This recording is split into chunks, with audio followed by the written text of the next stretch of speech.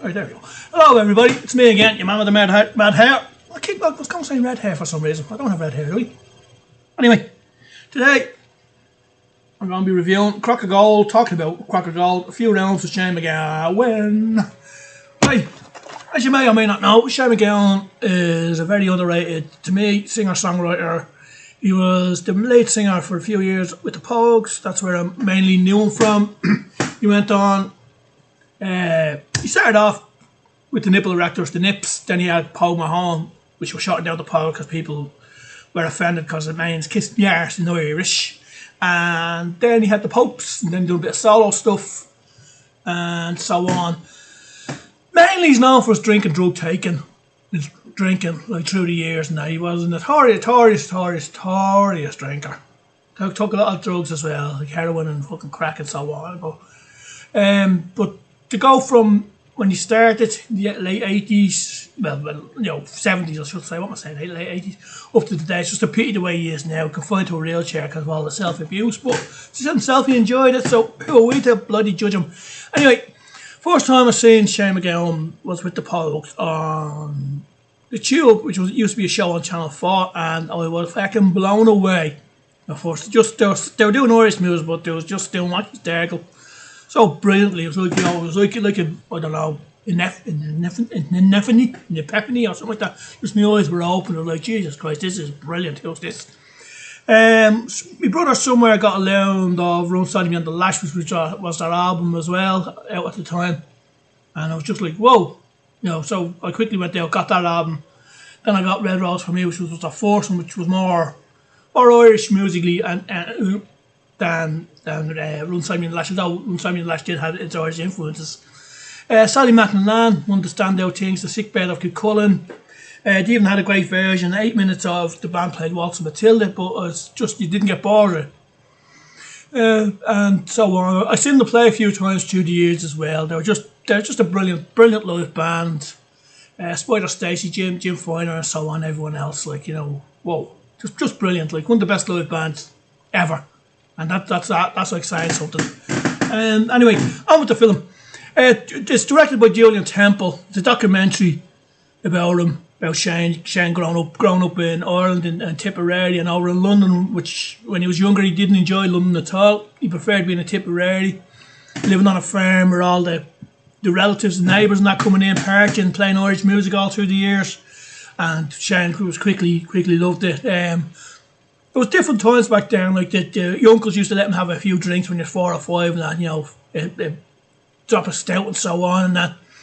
He was a little bit older when he had his first baby pearl, which is a bottle of whiskey with the equivalent of two doubles. So four drinks, and it was his first time drinking. He knocked it all back and he started hallucinating and so on. The story's there in the film. Okay, as it's Julian Temple as well, there's a lot of animation and jumping back and forward and so on and so on, and so basically through the years, Shane, he didn't like school at all. He was, he left school. I think he left school kind of early, and he was just hanging around London. Then he got into the drink and drugs and that, but then he got into the singing, and he formed the Nipple Erectors, or the Nips, which is a punk band, and he was well known in London at the time for in the punk scene. Kind of like, he's there. If you look at a few gigs there, the Sex Pistols, Clacky, so on. Shane's in the crowds. He's usually at the front and so on, having a smoke, having a dance, having a bop and that. And then the Pogues were formed out of the Nipple Erectors. They didn't get on the Pogues, like, they kind of like the what did he say? They just they kind of played Irish music, but played it like punky, folky punk, like, and as the name grew around London, the gigs started selling out and so on. Elvis Costello got involved. He done their second album, Run Side Me on the Lash.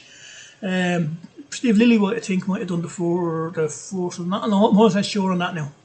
Anyway, they were great, brilliant live band.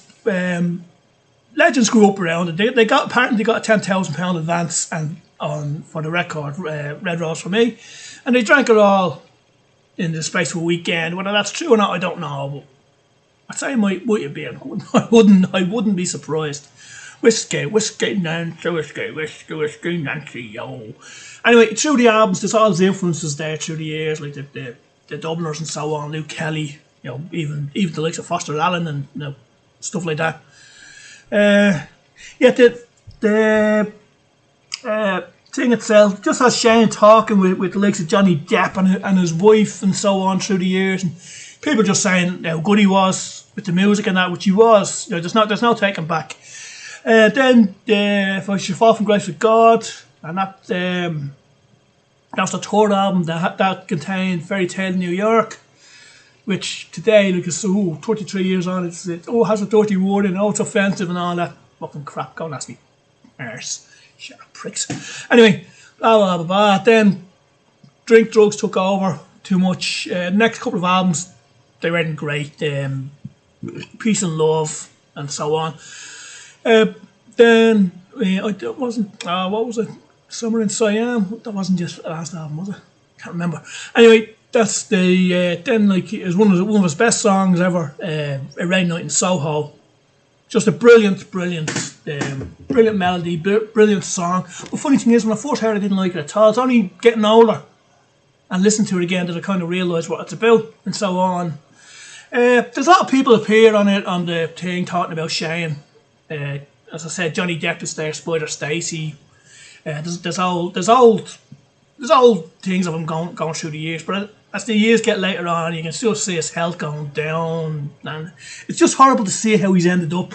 Like, he's in a wheelchair, and he's still got the brain and that, but he can't songwrite anymore. He can't really sing that well, and so on.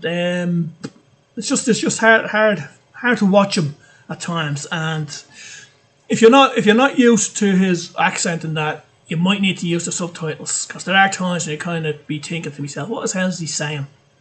And yeah, it's a really good watch. Very emotional again. I keep saying that a lot lately with watching films. Very emotional. Thankfully, he's still with us, and hopefully be around for a long, long time.